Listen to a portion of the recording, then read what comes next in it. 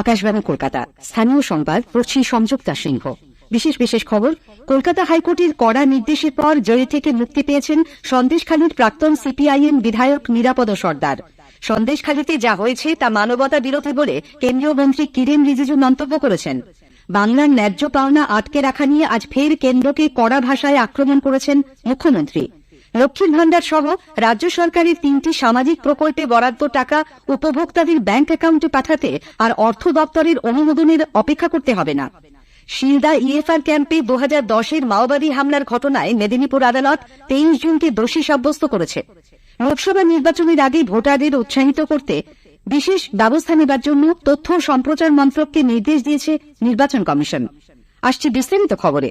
কলকাতা হাইকোর্টের কড়া নির্দেশের পর জেল থেকে মুক্তি পেলেন সন্দেশখালীর প্রাক্তন সিপিএম বিধায়ক নিরাপদ সর্দার। তার নিঃশর্ত জামিন মঞ্জুর করার পর আদালত আজকের মধ্যেই তাকে মুক্তি দিতে বলে। সন্ধ্যায় বসিরহাট সংশোধনাগার থেকে বেরিয়ে নিরাপদবাবু বলেন, সন্দেশখালীর ঘটনায় কলকাতার বাড়ি থেকে বেআইনিভাবে তাকে আটক করা হয়েছিল।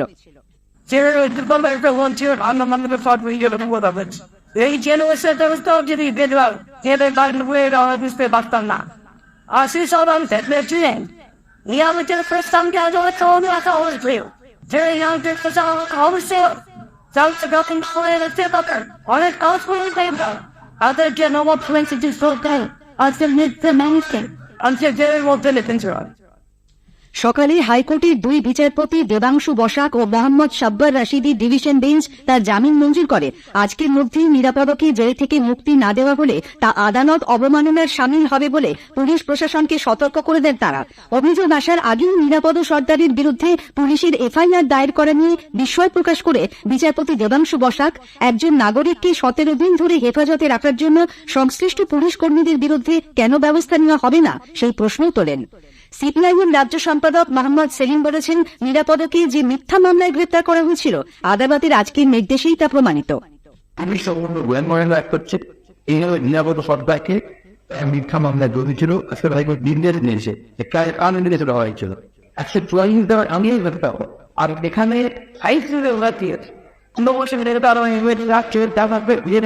তিনি পাওয়া দিচ্ছে তারপর নিয়ে যাচ্ছে বাইশে নিয়ে যাচ্ছে আবেঞ্জা দিতে যারা আন্দোলন সংবাদ ক্ষেত্রে ক্ষেত্রে প্রতিবাদ মানুষের কাছে যাচ্ছে তাদের ব্যাপারে যতটা মুখের চেষ্টা করছে তাই দেওয়া যাচ্ছে। আমরা এটা প্রতিবাদ করছি। বসিরহাটের পুলিশ সুপার হোসেন মেহেদি রহমানকে হাইকোর্টের কড়া মন্তব্য নিয়ে প্রশ্ন করা হলে তিনি বলেন, বিষয়টি তারা খতিয়ে দেখছেন।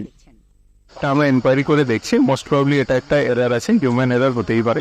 যেটা আমাদের এনকোয়ারি রিপোর্টে যেটা পাবো ওইভাবে আমরা অ্যাকশন নেব। গতকাল অব্দি আমরা মোর দ্যান 250 কমপ্লেন্টস পেয়েছি। তার ভিত্তিতে আমরা বেশ কিছু এফআইআর করেছি এবং যেগুলো ল্যান্ড রিলেটেড কমপ্লেন্টস ছিল ওগুলো আমরা বিডিওকে ফরওয়ার্ড করেছি, যেটার আমরা 48 আওয়ার্সের মধ্যে যেটা অ্যাকশন টেকেন আছে ওটা আমরা চাইব।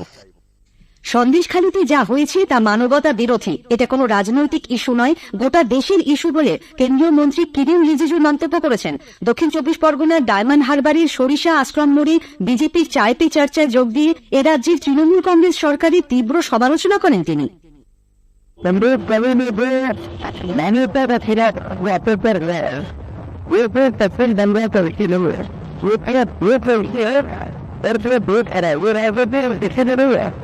This is what happened. Rather put out a better than that. We're gonna do it. Better remember. Better band for that. But I better band for the better. If we would have to better, the game then they're there. Darling, better that, better. Better to the guy. The game then better. All the better. এদিকে সন্দেশখালীর ঘটনার প্রতিবাদে আন্দোলনকারী আসানসোলের BJP যুব মোর্চা কর্মীদের মিথ্যা মামলায় জড়ানোর অভিযোগে বিধায়ক অগ্নিমিত্রা পালের নেতৃত্বে আজ ভগৎ সিং মোড়ে জিটি রোড অবরোধ করেন বিজেপি কর্মীরা। শেখ শাহজাহানের গ্রেপ্তারের দাবিতেও তারা সরব হন। সন্দেশখালীতে আদিবাসীদের কাছ থেকে জমি কেড়ে নেওয়া হয়েছে, জনজাতি মহিলাদের ওপর অত্যাচার চলছে বলে অভিযোগ করে ছত্তিশগড়ের মুখ্যমন্ত্রী বিষ্ণুদেও সাই বাংলার মুখ্যমন্ত্রীকে চিঠি দিয়েছেন। রাজনীতির ঊর্ধ্বে উঠে মমতা ব্যানার্জি দ্রুত পদক্ষেপ করবেন, শাহজাহান শেখ ও তার দলবলের বিরুদ্ধে রাজ্য সরকার সক্রিয় হবে বলে চিঠিতে আশা প্রকাশ করেছেন তিনি। এর প্রতিক্রিয়ায় তৃণমূল কংগ্রেস ছত্তিশগড়ে আদিবাসীদের ওপর নির্যাতনের বিভিন্ন ঘটনার উল্লেখ করে শ্রী সাইকে নিজের রাজ্যের সমস্যার দিকে মনোনিবেশ করতে বলেছে। এদিকে সন্দেশখালীর বিভিন্ন শিবিরে জমি জবরদখলের অভিযোগের ভিত্তিতে এ পর্যন্ত 130 জনকে জমি ফিরিয়ে দেওয়া হয়েছে বলে সন্দেশখালী 2 নম্বর ব্লকের বিডিও জানিয়েছেন। অন্যদিকে ক্ষিপ্ত গ্রামবাসীরা তৃণমূল কংগ্রেসের পঞ্চায়েত সদস্য শঙ্কর সর্দারের বাড়ি ভাঙচুর করার পর সেখানে পুলিশ পিকেট বসেছে, লাগানো হয়েছে সিসি ক্যামেরা। হামলার অভিযোগে 10 জনকে গ্রেপ্তার করে পুলিশ, তার মধ্যে 7 জন মহিলাকে বসিরহাট আদালত আজ জামিন দিয়েছে, বাকিদের 3 দিনের পুলিশ হেফাজত হয়েছে। আর এক তৃণমূল নেতা অজিত মানাতের বাড়ির সামনেও 3টি সিসি ক্যামেরা বসানো হয়েছে। জমি দখল সহ বিভিন্ন অভিযোগে তার বাড়িতেও ভাঙচুর চালানো হয়, পুড়িয়ে দেওয়া হয় তার ভেড়ির আলাঘর। বর্তমানে তিনি পুলিশ হেফাজতে। পুলিশের বাধায় আজও সন্দেশখালী যেতে ব্যর্থ হন বিরোধীরা। কলকাতা সায়েন্স সিটির কাছে আটকে দেওয়া হয় আইএসএফ বিধায়ক নওশাদ সিদ্দিকীকে। পুলিশের সঙ্গে তার তীব্র বাদানুবাদ হয়, সেখান থেকে গ্রেপ্তার করে লালবাজারে নিয়ে যাওয়া হয় ভাঙড়ের বিধায়ককে। 7 ঘণ্টা পর ছাড়া পান তিনি। প্রদেশ কংগ্রেসের প্রতিনিধি দলকে ন্যাজাটে এবং ফরওয়ার্ড ব্লক নেতাদের ধামাখালিতে আটকে দেওয়া হয়।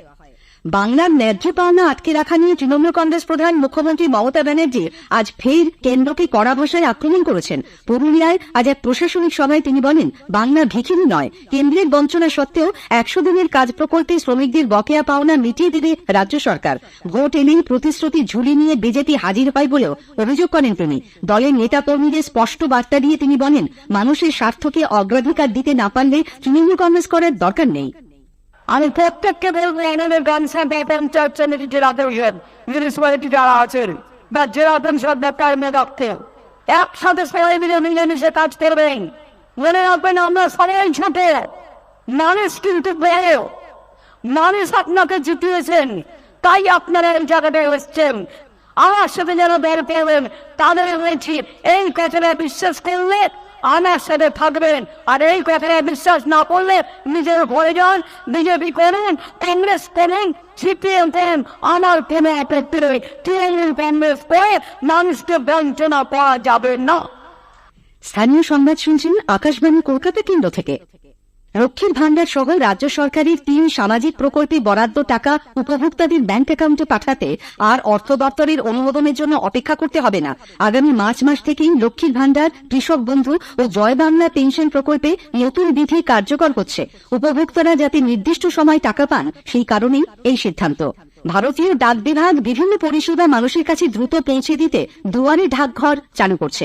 কলকাতায় আজ এক সাংবাদিক বৈঠকে পশ্চিমবঙ্গ সার্কেলের মুখ্য পোস্টমাস্টার জেনারেল নীরজ কুমার জানিয়েছেন, কোভিডের সময় বয়স্ক গ্রাহকদের পেনশন পৌঁছে দিতে জেলায় ও গ্রামে শিবির করে এই পরিষেবা শুরু হয়েছিল। এরপর আধার নথিভুক্তি, প্রধানমন্ত্রী কিষাণ সম্মান নিধি, অন্তোদয় ও শ্রমিক সুরক্ষা যোজনা সহ বিভিন্ন কেন্দ্রীয় প্রকল্পের সুবিধা মানুষের কাছে সহজে পৌঁছে দিতে রাজ্যে নতুন করে দুয়ারে ডাকঘর প্রকল্প চালু করা হবে।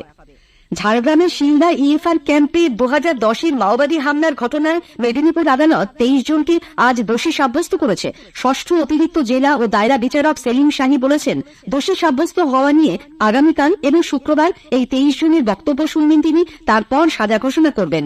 2010-এর 15 ফেব্রুয়ারি শিলদার ওই ইএফআর ক্যাম্পে মাওবাদী হামলায় 24 জন জওয়ানের মৃত্যু হয়। নির্বাচন কমিশন লোকসভা নির্বাচনের আগে ভোটদানের বিষয়ে জনসচেতনতা বাড়াতে এবং ভোটারদের উৎসাহিত করতে বিশেষ ব্যবস্থা গ্রহণের জন্য তথ্য সম্প্রচার মন্ত্রককে নির্দেশ দিয়েছে। আকাশবাণী ও দূরদর্শনকে ভোটার সচেতনতা নিয়ে বিশেষ অনুষ্ঠান সম্প্রচার করতেও বলেছে কমিশন। এছাড়া ভোটার সচেতনতা সংক্রান্ত বিশেষ film my vote my duty অর্থাৎ আমার ভোট আমার কর্তব্য সমস্ত সিনেমা হলে প্রদর্শনের জন্য সব হল কর্তৃপক্ষকে নির্দেশ দেওয়া হয়েছে। ভোটার সচেতনতা সংক্রান্ত সমস্ত কর্মসূচি সুষ্ঠুভাবে সম্পন্ন করতে একজন নোডাল অফিসারকে নিয়োগ করতে হবে। জনসাধারণকে তাদের লোকসভা কেন্দ্রের বিশদ তথ্য এবং সেই এলাকায় চালু থাকা বিভিন্ন কেন্দ্রীয় সরকারি প্রকল্প ও উন্নয়ন সম্পর্কে অবহিত করতে আকাশবাণী কলকাতার সংবাদ বিভাগ শুরু করেছে বিশেষ অনুষ্ঠান ভারত বিকাশ ডায়েরি। প্রতিদিন রাত 8টা 50 গীতাঞ্জলি প্রচার তরঙ্গে শুনুন 10 মিনিটের এই অনুষ্ঠান। আমাদের সোশ্যাল মিডিয়াতেও অনুষ্ঠানটি সরাসরি শোনা যাচ্ছে। আজকের প্রতিবেদনে থাকছে মুর্শিদাবাদ লোকসভা কেন্দ্র। স্থানীয় সংবাদ শেষ হল।